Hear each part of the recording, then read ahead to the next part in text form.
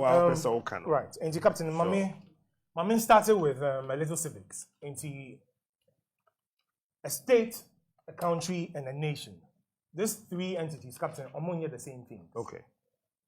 A country, a nation, and a state. Three different entities, and yes, synonyms. But remember, we confuse them to be the same thing. So let's start with the country.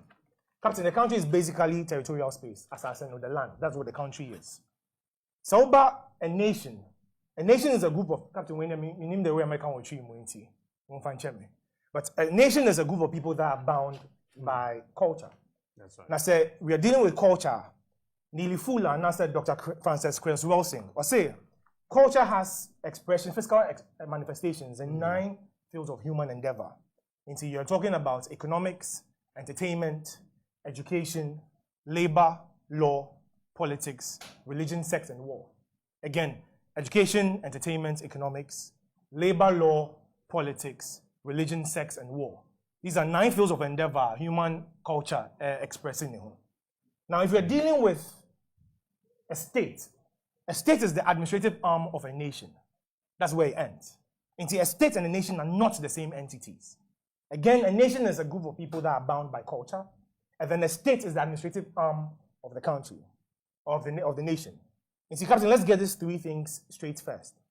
Most of the time, because of ignorance and our political unconsciousness of the people, young public servants start to think, they have become the lords over the people.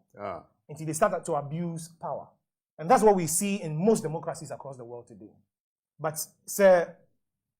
citizens, the people, the nationals, the sovereigns get to understand our position, our political status within the system.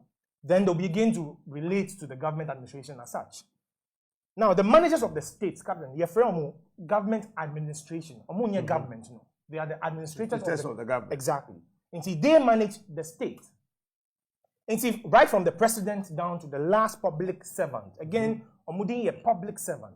All of those people are administrators of the state. They are not in control of the nation. They should get this right. And see, Captain, last week I read a text from Ecclesiastes 10. I say, I've seen a great evil under the sun. That princes are begging on the streets and the servants are riding up on the horses. That's exactly what we are facing today. Because the citizens don't understand our position in the course of nation building. Our representatives or our political representatives have they've usurped the power of the people and now think they're the ones in control.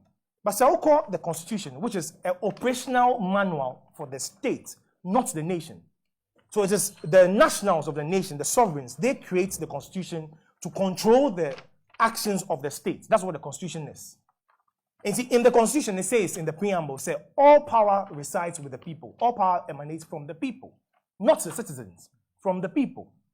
But you see, they made us believe, the people in there are citizens. Citizens are wards of the state, not of the nation.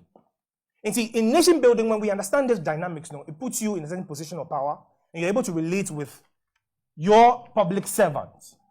But because education has not gone around, we think these people who are supposed to be our representatives have become powerful more than us. But Captain Sheribi, every 4 years, on the 7th of December, something happens. Our public servants, the administrators of the state, always come back to the sovereigns and ask them for the renewal of the mandate to continue their service. That's what happens every 4 years. Right? And see, they come back to they come to ask the people and beg that we should renew their mandate so they can continue to serve. So how is it that our public servants who we've mandated to come and do work for us on our behalf start to call the shots and think they're the ones in power? Unless ignorance. There's only ignorance that can allow such things to happen. So they say again in the same good book, for the lack of knowledge, and yet belief or faith, they say for the lack of knowledge, my people perish. And see, all our problems, Captain, all the problems we're facing in Ghana concerning national issues, developments, sanyama policies and all these things, is because our public servants have assumed a certain position. Amofil said they are a law unto themselves. And they've forgotten, the people are the sovereign, and they have all absolute power and authority in the country. They can decide whatever happens, and not the representatives.